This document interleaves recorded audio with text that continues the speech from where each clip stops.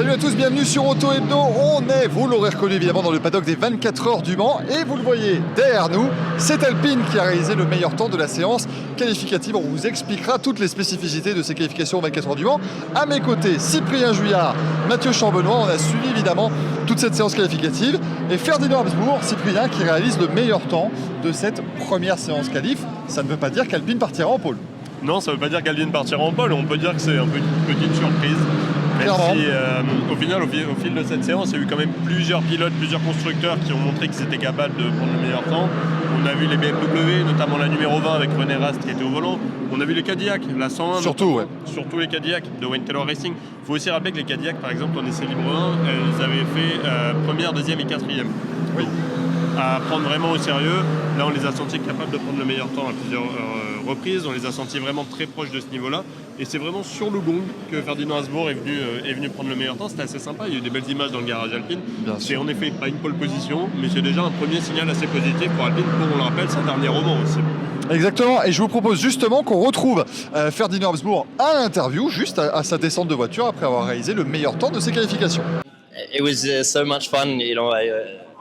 You try every lap. I felt was quite good, and you just don't really know where you're going to find the time, but you just kind of do it. And Le Mans has this rhythm to it that I just got to enjoy so much. And the team gave me a nice opportunity to practice for quali in FP1, and I've just been having the best time ever. I went through Porsche curves, the first right and then the second left. And, you know, it's a very short straight between the two lefts, but in my brain it was long enough to think like, wow, this is so cool. And that's what it was. And I really hoped to do P1, and so I'm really grateful to the guys to pick the right setup and put me out in the right place. Mathieu, derrière Alpine, on a donc retrouvé les Cadillac. On a les Cadillac, donc Jota, bien sûr, qui font la saison complète de WEC, et la Cadillac Wayne Taylor. Les trois, en fait, sont dans le top 5, deuxième, troisième et cinquième chrono chez Cadillac. Est-ce que, selon toi, c'est peut-être le constructeur qui nous fait la meilleure impression pour l'instant ? Écoute, si on se projette un an en arrière, c'était déjà un petit peu le cas, si on regarde. En termes de vitesse position, pure, là, ils avaient fait la pole position. Donc c'est vrai que c'est une suite logique, en tout cas pour Cadillac. Je dirais qu'en termes d'analyse, je ne suis pas surpris. Maintenant, évidemment, ce qu'on va attendre de voir, c'est l'évolution au fil de la semaine. Est-ce qu'ils vont être capables de reproduire la pole position de l'année dernière, dans la mesure où il y a encore une forme d'incertitude sur la hiérarchie réelle des équipes. Et puis, bien sûr, ce qui va nous intéresser ensuite, c'est qu'on verra au fur et à mesure de la semaine, mais c'est la course, parce que c'est tout autre chose de performer en course et de performer sur un tour de qualification, en tout cas un tour de rythme de qualification d'Hyperpole. Effectivement, Mathieu, et on va d'ailleurs retrouver quelques interviews qu'on est allé glaner avec Valentin Glo notamment, et bien du côté de chez Cadillac. Je vous propose de retrouver Louis Delétraz, deuxième et donc meilleur temps des Cadillac Jota. On retrouvera également Jordan Taylor de la Cadillac Wayne Taylor Racing. Oui, Michael, et nous sommes maintenant avec Louis Delétraz dans le paddock des 24 heures du Mans après ses qualifications. Louis, c'est une bonne journée pour Cadillac, toutes les voitures qui passent en Hyperpole 1 et avec des beaux chronos, des belles performances. Quel est ton sentiment après ces qualifs? À Le Mans, la qualif, c'est toujours magique. En hypercar, encore plus. Pneus neufs, low fuel. C'est là qu'on va le plus vite de la semaine. Donc, non, j'ai pris beaucoup de plaisir. Et puis, c'est vrai que la voiture marche bien. Cadillac nous a très bien travaillé. On fait deuxième, la WTR troisième avec Jordan, mon coéquipier. Donc, c'était sympa de se battre comme ça. Les trois voitures passent en hyperpole. Donc, voilà, bravo à tout le monde. Et maintenant, le travail continue pour la course, que c'est le plus important. Qu'est-ce que ça t'a fait de te faire tes premières qualifs en Mans en hypercar? C'était super sympa. J'ai toujours fait la qualif en P2, donc de la faire en hypercar, voilà, c'était vraiment cool. Et de nouveau, cette voiture, elle est vraiment, cette réglementation vraiment développée autour du Mans. C'est une des pistes les plus sympas que j'ai conduites avec cette voiture. Donc non, c'est toujours magique ici. Vous semblez quand même très très fort cette semaine. Beaucoup vous citent un peu comme les favoris de la course. Est-ce que tu penses qu'il y a un gros coup à faire pour Cadillac ce week-end? C'est facile de dire que l'autre est le favori, mais on voit bien en qualif, les écarts sont minimes et on ne fait pas le meilleur temps, donc on n'est pas les seuls à être rapides. Oui, on est bien, mais on n'est pas tout seul et on sait bien que souvent le samedi matin, samedi après-midi, après le départ, il y a des voitures qui accélèrent tout d'un coup. Donc nous, on fait notre travail, on se concentre sur notre voiture, faire une bonne voiture de course, pas une voiture de qualification. Et puis on verra dimanche soir où on est. So, Jordan, what is your feeling after the quali today? The three Cadillac seems very, very strong here this week. Yeah, it seems good. Yeah, the 12 car was second or third, and 38 car was somewhere in the top 10 as well. So, yeah, we've felt good since we hit the track here on Sunday for the test day, and yeah, just kind of going through our plan earlier today. We weren't sure where we'd end up, but it's nice to see that the cars are fast over one lap. But yeah, we'll see tonight how we are a little bit more on race pace, because that's going to really be what counts on the weekend. Is it a surprise for you to see all the three cars at this level? Yeah, I think so. I mean, last year the Jota cars were obviously on the front row in the race. We were a little bit off. So for us at Wayne Taylor Racing, we're pretty happy to be in the mix now. I feel like, it's our second year with the car. We've learned a lot, obviously working with Jota as well. It's nice to be in the mix and, at the front. Are you agree to see that the Cadillac can be the favorite for this weekend for the race? It's hard to say yet. I think, Okay. we look good right now. I think over one lap, I think the race is a different story. I think there's some cars maybe that are a little bit better than they look right now. And Le Mans is always so difficult. You never really know. Even the fastest car most of the time doesn't win the race. So we'll keep working on it. There's a lot more practice to go. So we'll keep working. On a donc évoqué, messieurs, évidemment, les BMW qui ont aussi fait une belle impression. On aura aussi les 2 Toyota qui seront qualifiés en Hyperpole 1, les 2 Alpines, puisque donc la 35 qui a fait le meilleur temps a été rejointe par la 36 de Fred Makowiecki. Et alors, peut-être la grosse cote quand même de ces 24 heures du Mans jusqu'ici, les 2 Genesis Magma Racing GMR 001. Et ça, c'était pas forcément complètement attendu, Cyprien. Ah non, c'était pas attendu. Alors on espérait un peu pour eux qu'ils aient au moins une des 2 voitures qui arrivent à passer en Hyperpole 1, mais quand on a 15 voitures sur 18 qui passent, on sait qu'il y a forcément 3 voitures assez nettement plus faibles, et dans ces voitures plus faibles, on attend forcément les débutants qui ont moins d'expérience. On l'a vu l'an dernier avec Aston Martin, qui a eu une première année compliquée. Alors Aston Martin, c'était un peu particulier aussi. Genesis, finalement, ils confirment ce qu'ils ont montré depuis le début de l'année, c'est-à-dire un apprentissage vraiment rapide du WEC, très rapide de l'endurance, une voiture qui est relativement fiable, qui est relativement performante. C'est pas encore exceptionnel, on ne dit pas qu'ils vont jouer la victoire. Bien sûr. Franchement, pour un constructeur qui, on le rappelle, n'a fait que 2 courses pour le moment, avec l'annulation du Qatar, le report du Qatar en fin d'année, c'est quand même relativement impressionnant. Et voir les deux voitures 11e et 13e, pour le go, c'est assez bluffant, devant les Ferrari en plus. Exactement, devant les 3 Ferrari, et ça on en reparlera rapidement. Je vous propose d'écouter Anouk Abadi, la team manager de ce Genesis Magma Racing, et Mathieu Jaminet, l'un des 2 pilotes, qui est venu au micro de l'autre Mathieu du coup. Oui, Michael, nous sommes dans le paddock des 24 heures du Mans avec Anouk Abadi. Très heureuse, quel sourire Anouk après cette belle performance des Genesis, 11e et 13e devant les Ferrari. Vous êtes qualifié en Hyperpole 1. Bravo, quel est le sentiment? J'imagine beaucoup de fierté dans le paddock, dans l'équipe, ce soir. On est vraiment très contents, c'est une première étape de franchie, donc maintenant il faut voir la suite. On repasse en mode, comme a dit Justin au débrief, en race mode pour la FP2, mais non, on est vraiment très contents. C'est sûr que pour nous c'est déjà une première étape et c'est la première de l'histoire pour nous, donc ça marque quelque chose quand même. Est-ce que vous vous attendiez à pouvoir réaliser cette performance? On l'espérait, ce serait pas vrai de dire qu'on n'espérait pas le faire. Oui, à le faire on savait pas, mais on le visait, oui. L'objectif de base, c'est de ramener les 2 voitures à l'arrivée sans gros problème de fiabilité. Est-ce que là, les objectifs sont revus un tout petit peu à la hausse, ou on reste humble encore pour le moment chez Genesis et l'objectif reste la fiabilité sur les 2 voitures? On reste humble et la fiabilité sur les 2 voitures, ça reste notre objectif et on va dire que ça, c'est la petite cerise sur le gâteau. Voilà, ça reste le cherry on the cake. Il n'y a pas une petite envie de passer en Hyperpole 2 maintenant quand même? Bah, évidemment. Merci à nous, bravo. Merci beaucoup. Et bien voilà, après cette séance de qualification, on est avec Mathieu Jaminet qui va nous parler forcément de cette qualification haut en couleur, en tout cas pour Genesis. Objectif atteint, c'est ce que tu me disais. Les 2 passes. Raconte-nous un petit peu comment ça s'est passé et comment ça s'est passé dans la voiture surtout, dans le box aussi. Voilà, il y a eu beaucoup d'émotions. Ouais, exactement. Pour une première au Mans, je pense que pour un nouvel arrivant, seulement notre 3e course, pas tout le monde aurait forcément misé sur nous pour placer les 2 voitures en Hyperpole 1. Nous, clairement, c'était l'objectif en interne. Dany et Pipo ont fait tous les 2 un super tour, un super boulot. L'équipe a bien amélioré la voiture depuis le test day et un début d'F1 qui est un peu compliqué. On a bien rectifié le tir. Donc voilà, félicitations aux 2 pilotes qui ont performé sous la pression. Et qui du coup Dany me donne un shot en Hyperpole 1, donc pour moi c'est cool aussi. Alors voilà, c'est ce que j'allais dire, c'est la suite pour toi, c'est que demain c'est toi dans la voiture en Hyperpole 1.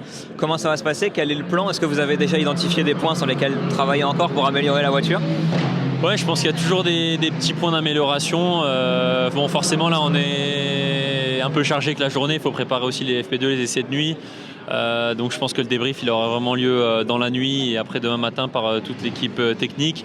Dany était assez content avec la voiture, on est assez proche en termes de feedback et de feeling, donc je suis pas sûr qu'on ait tant de marche que ça. Il a fait aussi un super tour, donc on sait qu'on est plus ou moins à la limite, mais voilà, on va essayer de peaufiner, trouver des derniers petits détails dans la nuit, et je pense tester des choses demain en FP3. Je suis pas sûr en termes de pneus dispo et de programme, voir si on arrivera à faire une qualissime En FP3, pour moi, je suis pas sûr. C'est aussi ça aussi un peu le challenge maintenant avec ces hyperpoles et avoir un pilote différent à chaque fois. Donc voilà, on verra bien, mais en tout cas, super content. La voiture performe bien, donc je suis pas inquiet. Je vais essayer de prendre du plaisir demain. Bon, alors je veux pas trop me projeter, mais quand même il y a la course, tu as quand même une grande expérience en endurance, en sport automobile. Est-ce que toi tu as déjà des signaux positifs par rapport à la course, par rapport au rythme? Qu'est-ce que tu peux nous en dire par rapport à ça?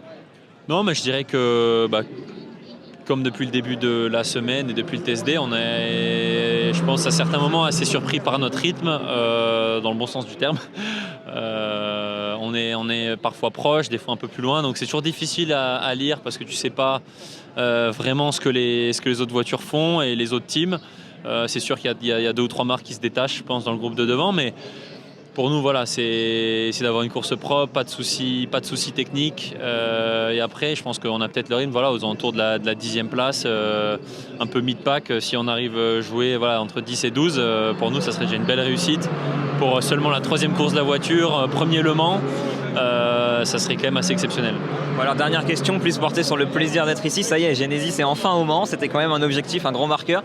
J'imagine qu'il y a beaucoup de plaisir à être là. Et forcément, en plus en performant, j'imagine que c'est décuplé du côté de l'équipe et de l'ambiance dans le box ce soir.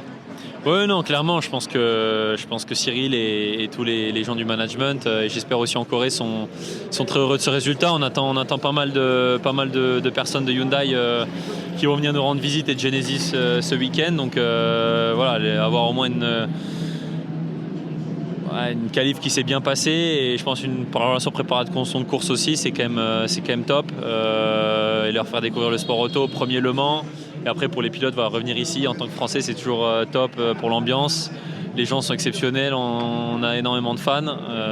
Donc voilà, c'est toujours un bonheur et on ne se lasse pas de revenir.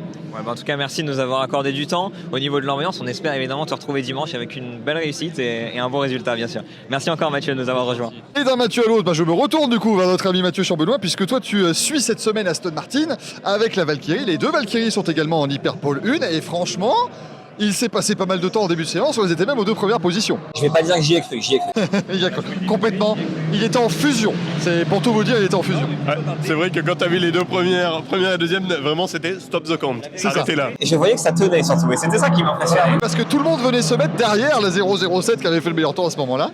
Non, alors la vérité c'est que d'un débutant à un autre, effectivement Aston Martin avait bien commencé en plaçant une voiture en Hyperpole l'année dernière avec Marco Sorensen qui avait fait le tour. Et là, cette année, ils réussissent leur pari. Le progrès était l'objectif. Là, en l'occurrence, ils placent les 2 justement en Hyperpole. Alors, en l'occurrence, les pilotes sont contents. Le développement est logique. C'était justement l'objectif d'aboutir ici. Et du coup, on a changé d'invité. On retrouve Théo Pourchère avec nous. Théo, dans cette Peugeot 9X8 numéro 94. Tu as fait ta découverte du Mans. Malheureusement, c'est pas passé en Hyperpole pour les 2 voitures. Ouais, c'est comme ça. Je pense qu'on s'y attendait quand même.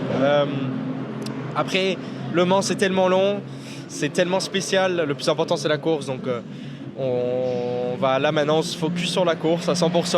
On a un point en moins sur les épaules, toute l'équipe, on a essayé de remobiliser un peu les troupes et juste de dire à tout le monde le plus important c'est la course, on travaille à fond sur la course à partir de maintenant.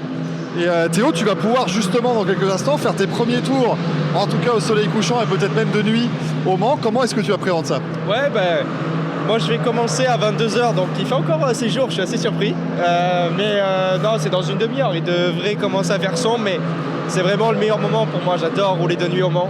Je pense qu'en hypercar, à prendre 330 en ligne droite, ça va être assez sympa. Et Théo, toi du coup tu avais déjà fait l'an dernier Le Mans mais en LMP2.